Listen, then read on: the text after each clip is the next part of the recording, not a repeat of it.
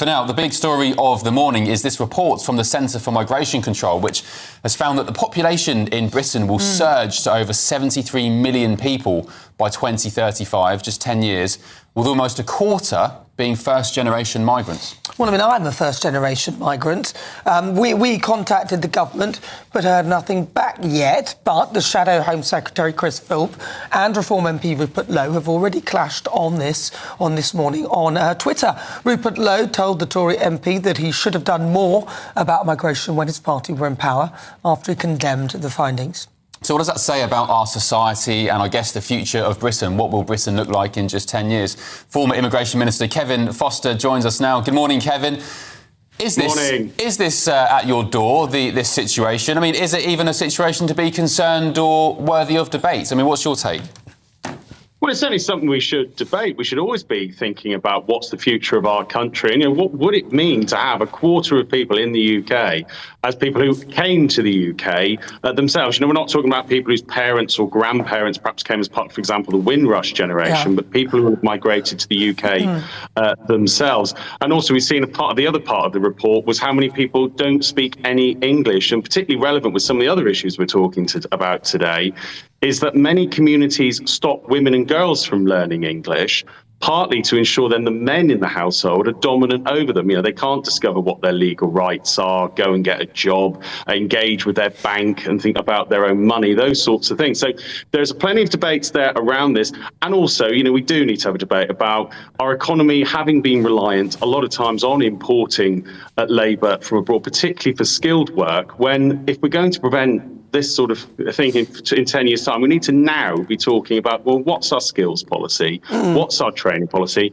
And ensuring there isn't just the narrative I sometimes faced from a lot of the media, no, not from GB News, where every time there was a skills shortage, apparently that was because there wasn't a generous enough visa to fill it. Well, we need to be debating, do we have a skills policy able to fill it? And are we ensuring our own workforce, particularly those who could be working but are currently on benefits, are actually able to take up some of those roles? Well, don't you think this is kind of our own fault?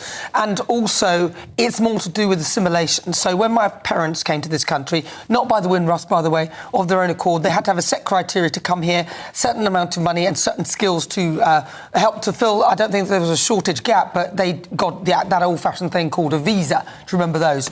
So they did that. Now, isn't this our own fault that we are not allowing people, helping people to assimilate into this environment? Because even if you have lots of people coming from other countries, as long as they keep the prevailing culture of that place alive, and I do agree with mass migration, it was ridiculous using people from abroad to fill in shortages when we should just train our own people. But isn't this simply our own fault? We don't make sure people assimilate. We don't do anything, really. We, in fact, create multicultural little hubs where people can continue in their own way, but in this country. Well, Nana, you're right to say that we do need to focus on how people assimilate, how people integrate into society. And actually, some coming to the UK, for example, those from Hong Kong who are British nationals overseas, assimilate relatively quickly and easily into UK culture because, of course, they see themselves as British, they generally speak English, they're generally quite highly educated.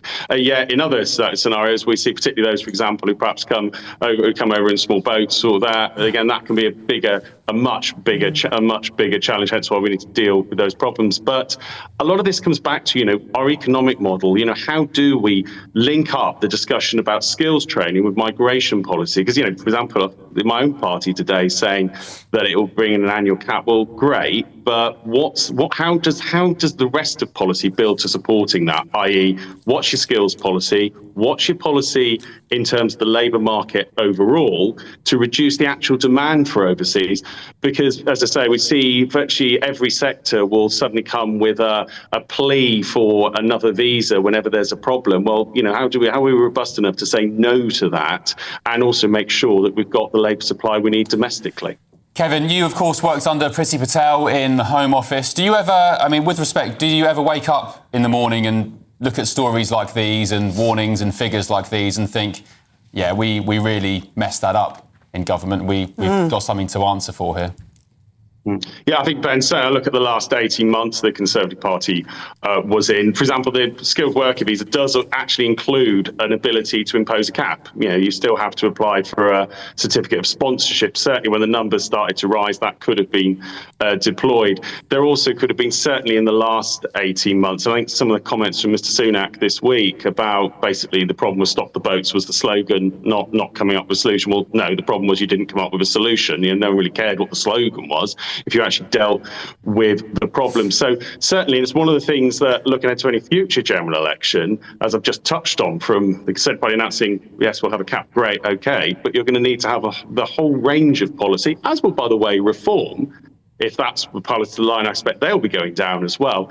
How do you wean the economy off cheap labour from abroad? How do you avoid sectors having the skills training plan to bring people in on a visa, not to start 5-6 years before and training our own workforce? When, for example, we had a shortage of lorry drivers, which, by the way, lorry drivers in shortage across the whole of the developed world. Road Haulage Association argued a visa was the solution. It wasn't. The solution was actually improving training domestically. Well, that seems really obvious. I don't know why your government didn't do that. And when they had control of legal migration, they just let it go out of control. Everything you're saying right now is perfectly logical. I'm just, I think a lot of people are just very disappointed with the Conservative Party on their failure. Thank you very much, Kevin Foster. He's the former Immigration Minister. Also joined by political commentator Judita De Silva and Dr. Renee Honderkamp, GP and medical writer, in the studio. Welcome back to you both. Should we talk, Dr. Renee, about this migrant explosion? By 2035, I think a quarter of the population are going to be children or, well, first-generation migrants, basically. Yeah. I mean, look, it's a very interesting stat, isn't it? I think it was 25% of the population were straight into the country, and migrants bringing with them their culture. It's slightly different to this, because if these people assimilate into society and bring up their children to be part of our culture, I don't have a problem with that at all. What I do have a problem with is if that culture remains with them, they don't adapt to us, they don't assimilate. And most of the evidence that we have at the moment is, assimilation is not happening. We are a collection of ghettos in London now. Yeah, the multiculturalism, that's exactly what it is. Judith? I just think I would like to see more of the breakdown, because there is a immigration problem across Europe, in the UK, guaranteed. But you have to address the problems that have made it balloon, which is a point they also raises, that if you keep importing cheap labour, why are you doing that? Yeah. You've got to improve the incentives. Like we talked before about incentivize people to actually go back to the workforce. Look at your benefit system, address everything holistically, and then the dependency to bring foreign cheap labour in depletes. If you're not having those kinds of conversations, you're just basically saying there's a problem, but you don't want to actually speak about the actual issue that's causing the problem. I agree with all of that, but that goes the other way as well, where businesses cannot rely on cheap labour to supplement their businesses. We have to be tough as a government and say to these businesses, no, you've got to pay people from this country a living wage that they can actually survive on. But then they uproot the business and take it elsewhere. No, they should be incentivised. So if the government incentivised businesses to take on people who are already in this country, then they may not uproot and go elsewhere. But then this is the ugly conversation that most people won't have. There are it has gotten to a point that even young people who are disabled, people who are disenfranchised, if you want to motivate them to do certain jobs, there are jobs they just don't want to do. You don't want to clean the toilets in Heathrow Airport at 2 a.m. They just don't want to do it. I think it's easy. You take away some of the benefits from people who are just sitting there refusing to do things. Then you create a whole different level of contentious because in literally, if you went to Ghana, and said, I'm not going to do that because my girl sit on bed. There aren't benefits there. Lots of countries do not have this nanny state, which I would call that the nanny state of benefits, where, I don't feel like working, I've got this, I've got that, I'm not going to work. Well, if you don't work and you could work, then you don't eat, or you don't have this. Why should we all work really hard? But you see, that's a very good point. You're trying to cultivate a mentality that isn't organic to to this country naturally. No, it is. Because in Nigeria, in Ghana, and all those countries where you don't have benefit systems, and basically you work or you don't survive. Judita, exactly. That did exist here. In the 1960s, when men had to queue up to get their unemployment benefit. They used to cover their faces because it was shameful. Yeah. I was brought up being told you clean toilets before you claim benefits. Yeah. That has gone, but it did exist. Well, you are perfectly positioned with what you do in your work. When you look at the kind of patients you have, when you look at young people, do you think you can engineer them to get that kind of mentality back? Well, money would engineer them. Money is a great motivator. No benefits. Yeah. And I'm sorry, Juditha, I remember absolutely motivate them. I remember that kind of ethos that Renee's talking about in the early 90s when I was growing up. I was a young lad. I remember people, friends and parents of friends who had to go to the job centre to sign on, and it was such a taboo. It was shameful, as you said. Now though, there seems to be they revel in it on TikTok. It's expected. They say, look how much benefits I'm getting. Look how much housing benefits I'm getting. I get all this money for not having to work. It seems to be some sort of thing you can flaunt around. I think we all. Where's that come from as well? No, I think we all fundamentally agree, but I always say that there are conversations you're refusing to have which will actually address this problem. That's the point I'm trying to make. Because until you have those conversations and address that, your minimum wage has to be higher. Yeah. Where do you get the money from? You've got to tax the rich. But they'll run away and go to a different country. Right, so you're in a whirlpool of problems. Well, I don't think you are. I don't think that necessarily equates. Because I think you're overtaxing the rich, which is pointless because they will go because they're mobile. And then you're being over-generous with people who aren't working, who could work. And you're expanding the parameters of people who can claim these benefits. I think it's absurd. And a lot of people are enjoying it. A lot of people I know who are on benefits, they could work. I know somebody who has been unemployed for 10 years who says he wouldn't take a job for less than £48,000 because that's how much benefit it gets and he'd rather sit at home playing on his PlayStation and smoking dope all day. And those people exist. They're not the oddity. The problem that we have is this is a Ponzi scheme. It's a massive Ponzi scheme. And the little bit at the top that's paying for everyone is getting smaller and smaller. All Ponzi schemes collapse. Yeah, and those people at the top are getting very disillusioned. I'm not just talking about millionaires, multimillionaires. I'm talking about just general, just the high earners. Like they are getting very disillusioned and upset with the way things are going. And as you said, propping up a big proportion of the nation who's quite frankly just can't be bothered. Yeah. And they'll go elsewhere. I think it goes back to the same point that it's going to be a very protracted period of hurt when you reprogram society to understand that there is a meritocracy to general existence.